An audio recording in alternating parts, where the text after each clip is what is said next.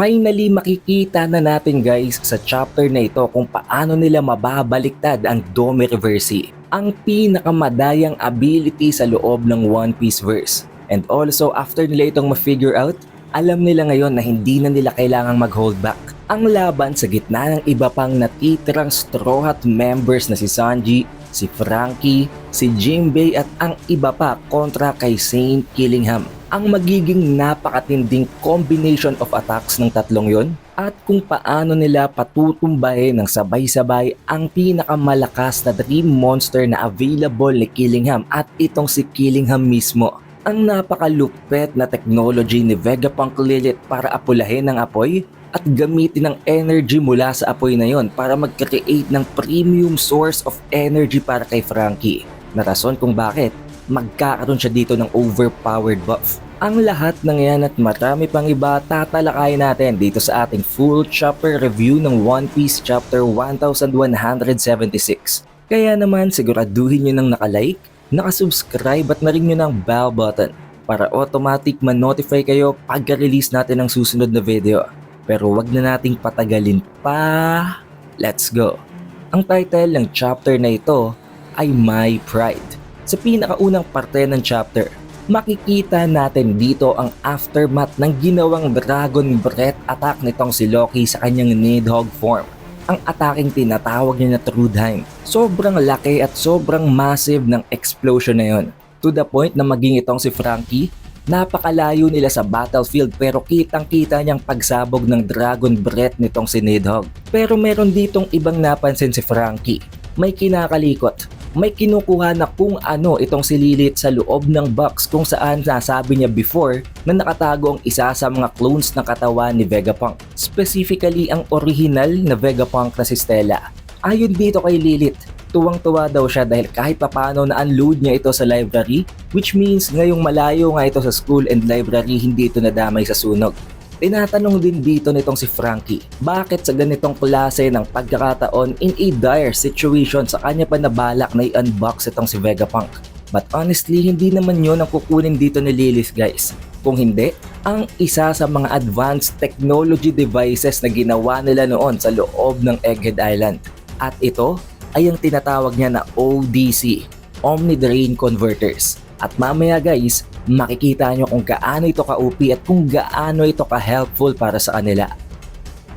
Continuing the conversation sa gitna nitong si Franky at ni Lilith, tinatanong ni Lilith itong si Franky. All throughout this time, cola lang daw ba talagang ginagamit nitong si Franky para i-fuel ang sarili niya? Dahil kahit naman para sa atin guys, medyo weird nga naman. Bakit cola? There are a lot of types of energies na pwede niyang gamitin. Just imagine kung at some point, maggamit ni Franky ang Mother Flame. Pero dito sinagot ni Franky, oo, cola lang kinakailangan niya sa ngayon. Binanggit din dito nitong si Lilith guys na talagang umaapaw daw sa energy ang buong Elbaf Kingdom. Na sinagot naman ni Franky, wala naman siyang nakikitang energy dito. Pero I think, ang tinutukoy dito na energy nitong si Lilith ay ang natural energy. Like thermal energy, kinetic energy, and all types of energies na present sa loob ng kingdom na ito. Brimming with energy daw ang buong Elbaf Kingdom at papakinabangan talaga nila yon gamit ang ODC, ang mga Omni Drain Converters na binanggit natin kanina. On the other hand naman ng iba pang mga members ng Straw Hat Crew na itong si Usopp, si Nami, si Jinbei at itong si Robin, abalang-abala naman sa nangyayaring kaguluhan. Since sobrang laki na daw ng apoy, literal na para bang bundok na ang size nito at sobrang dami din ng mga nagkalat na dream monsters na nagtatakbuhan mula kay Nidhogg. Napansin din nila na sa sobrang laki daw ng enormous na Black Dragon na yon, maging si Kaido sa kanyang Azure Dragon form ay nagmumukhang maliit. Hindi na tayo nagsabi niyan guys, mismo ang mga karakter na sa loob ng kwento. Pero since nakita daw nitong si Usopp na nakasakay si Luffy sa likod ng dragon na yon, it means maaring kakampi nila ito at hindi sila dapat matakot. Rason kung bakit ito namang si Nami imbis na matuwa, medyo napikon pa dito kay Luffy. Dahil sa ganitong napakatinding sitwasyon daw kung ano-ano pang stunts ang ginagawa nitong si Luffy. Ito namang si Jinbei, nabanggit na pumunta sila agad sa school. Apulahin nila ang apoy dahil delikado, baka maubos ang lahat ng records ng history sa loob nun. Ito namang si Nami, Ang pinakaunang pinuntahan ay itong si Saul na alam naman natin guys after ng confrontation niya kay Summers, napakatindi ng kanyang injuries. Pero ayon kay Saul okay lang siya, ang dapat i-prioritize nila ay ang pagpigil ng apoy sa library at sa school. Immediately rumesponde naman itong si Nami at si Zeus at ang plano nilang dalawa, gamitin ang napakaraming inipon na tubig nitong si Zeus para paulanan ng tubig ang nasusunog na library and school. By this way, kahit papano mapipigilan at maaapulan nilang apoy bago pa completely masunog ang lahat ng records sa loob nito. Of course, kahit isa itong simpleng feat na hindi naman ito napakalakas na atake, dito nila nakita ang significance ng ability nitong si Zeus at Minami. Dito din ay makikita natin na talagang gustong gusto ni Robby na maapula ang apoy since maging ang mga records mula sa Ohara ay nandito na nga. Kung masusunog ito lahat, wala nang matitira sa studies nila. However, at this point, dito na nag-appear si Saint Killingham at kasama niya ang isang napakalaking dambuhalang dream monster na kumain dito kay Zeus. At first, akala ni Saul ay isa itong snake, isang ahas. But eventually, na-realize niya kung anong monster na ito. Isa itong lindworm. Na kung papansinin nyo guys, meron tayong ginawang video tungkol dito before pero hindi natin tatalakayin dito. Siguro sa analysis video na lang natin next week. Gulat na gulat dito guys, hindi lang si Nami kung hindi ang iba pang mga Straw Hat members dahil itong si Zeus nga ang final and last hope nila para apulahin ng apoy. Kung wala si Zeus, sino pa ba ang aapula ng apoy? Wala lang iba sa kanila ang may abilidad na mag-pour ng ganun kadaming amount ng tubig. Napansin din nila na may isang napaka-odd looking na individual dito. Hindi ito isang dream monster. Kung hindi, ito ay ang isa sa mga demons. Ang tatlong demons na nag-appear sa Elbaf Kingdom para invade ito. Na alam naman natin guys, si Saint Killingham, isa siya sa mga Holy Knights. Pero kinikilala at tinitingnan sila ngayon ng mga Elbaf people bilang mga demons. Pero hindi nagtagal nakita nila na para bang may mga flying saucer na papalapit sa area ng school at ng library. At this point, hindi nila alam kung ano ito, kung anong effect at kung anong purpose ng mga ito. Pero eventually guys, hinigop nito ang lahat ng apoy sa school at dito sa library habang pinapalitan nito ng yelo. Finreeze nito ang buong school and library na immediately umapula ng apoy at pumigil sa pagkalat ng sunog. Kung papansinin nyo din guys, ang apoy na hinigop ng mga flying saucer na ito ay naipon sa loob as if kinukuha niya ang energy nito. At alam ko naman na nakita nyo ito kanina. Ito ay ang technology, ang device na nanggaling kay Vegapunk Lilith na ang ODC, ang Omni Drain Converters. At siguro alam niyo na din kung saan mapupunta ang apoy na ito. Hindi nila naintindihan kung anong nangyari. Itong si Robin, bigla na lamang napansin na naka-freeze na ang buong area. Maging itong si Saul, hindi din alam kung paano ito nangyari. Especially since wala namang kahit na sino sa loob ng Elbaf Kingdom ang may kayang gumawa ng ganitong klase ng feat. Mapapansin nyo din dito guys na after makolekt ng mga Omni Drain Converters ang napakaraming apoy na yon, kinuha din yun agad nitong si Lilith at inilagay niya yon sa isang bote. Habang inaabot at binibigay ang boteng ito dito kay Frankie. At first, natatakot pa itong si Frankie dahil sobrang unstable daw ng bote. Literal na umaalog-alog yon kahit hindi naman niya ginagalaw. Pero dito na inexplain dito ni Vegapunk Lilith kung ano ito. Tinatawag daw niya ito na Super Vega Cola. Ang mas premium na version ng cola na ginagamit niya para i-run ang kanyang sarili. Ayon dito kay Vegapunk Lilith, napakaganda daw ng pagkakagawa dito kay Frankie. Literal na on par siya ng pacifistas. However, ang malala doon guys, ganun na siya kalakas pero ang fuel niya ay normal and old school na cola pa lamang.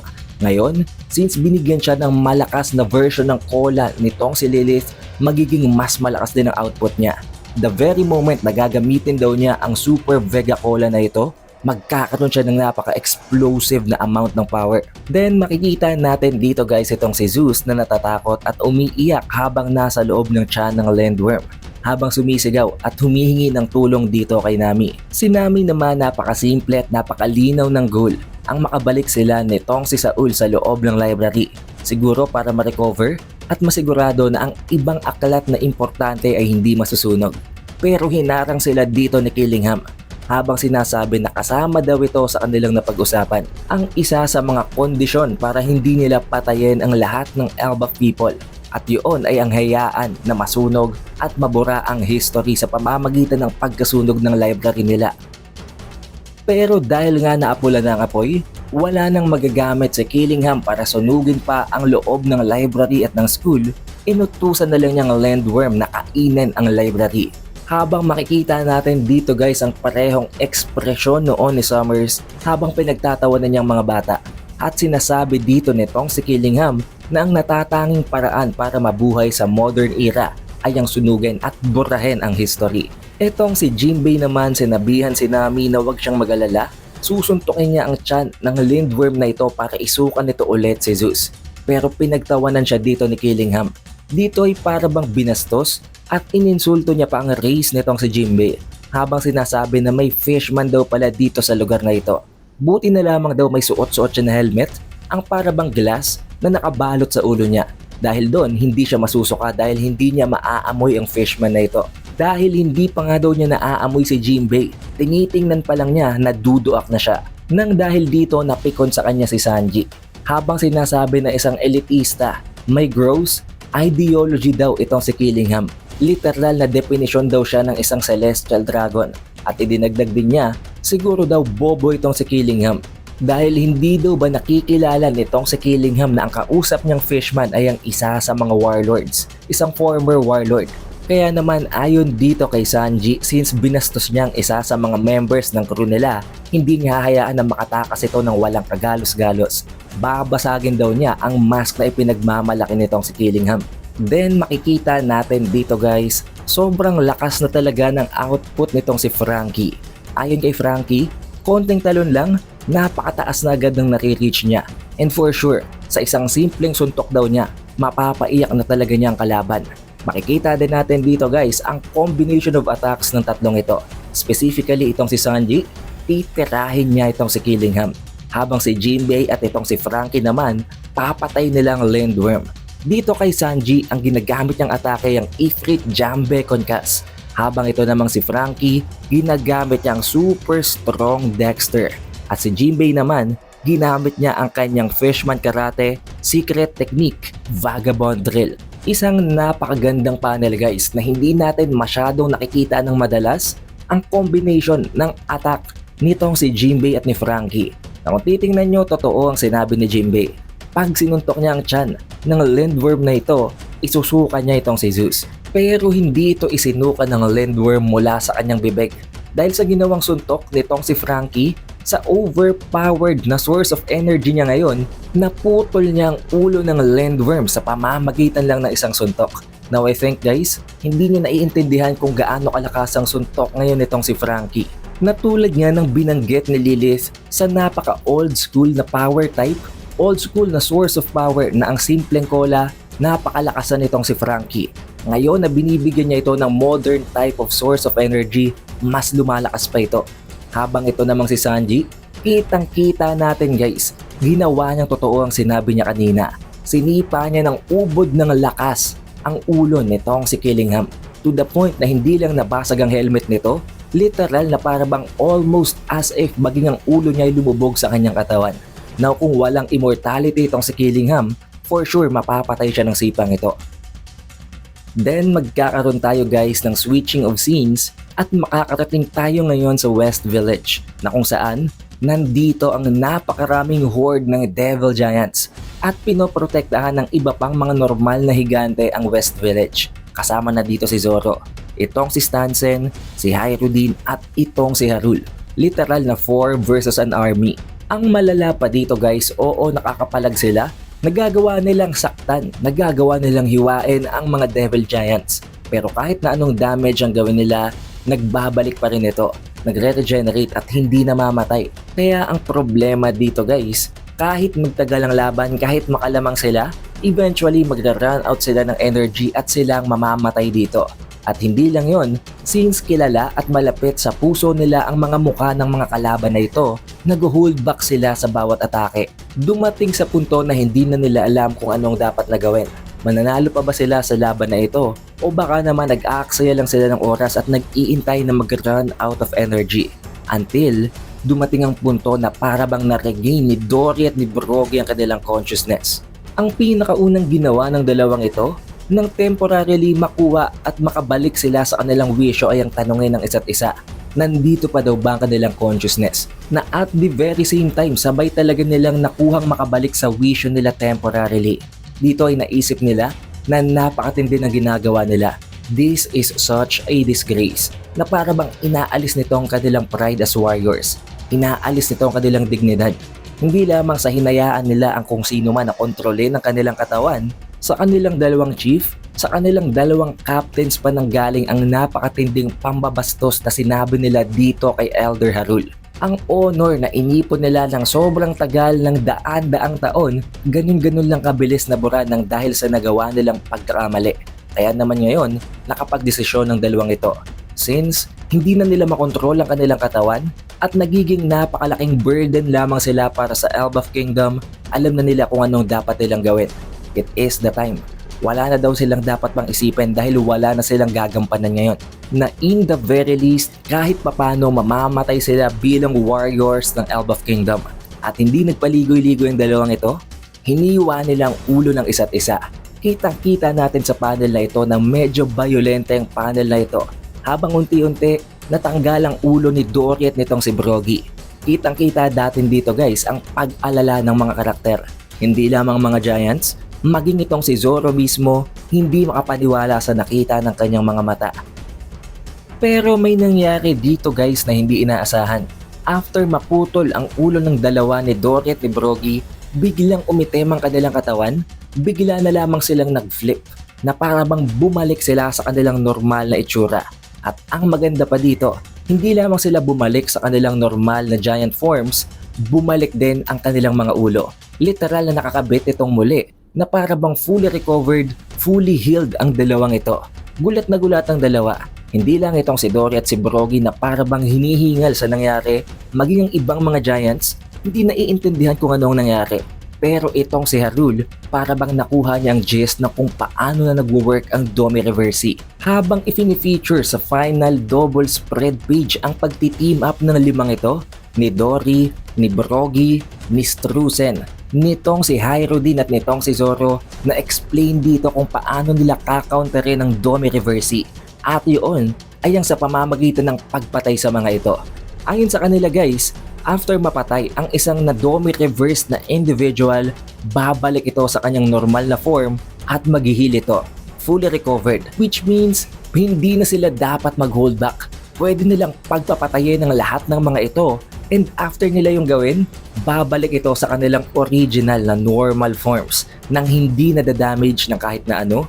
Tulad ng ginawa nitong si Dory at ni Brogy, kahit na-decapitate ang ulo nila, bumalik pa rin ito. At ayon din dito kay Dory at kay Brogy, baka daw siguro kailangan din nilang pugutin ang ulo ng lahat ng mga Devil Giants na ito para bumalik sila. Ayon naman dito kay Brogy, baka daw kailangan nilang dukutin ang mga puso nito para mamatay silang lahat. Na sinagot naman ni Hyrodin, wag naman daw dahil kahit paano mga kaibigan nila ang lahat ng ito. Habang tinitingnan din ni Zoro ang mga Devil Giants, biglang para bang kinilabutan ng mga ito.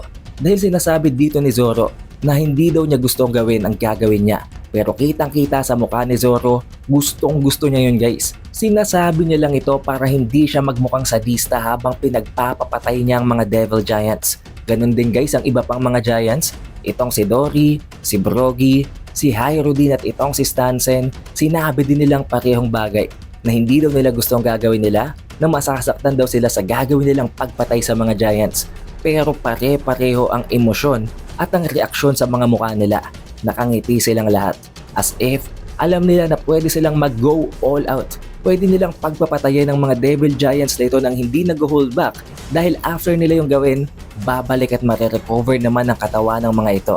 However, this is where the chapter ends. But don't worry, tulad ng binanggit ko kanina, magkakaroon tayo ng analysis video guys by this coming Monday. Kaya para ma-notify kayo pagka-release natin ng video na yon, siguraduhin nyo lang na naka-like, naka-subscribe at na rin yun ang bell button.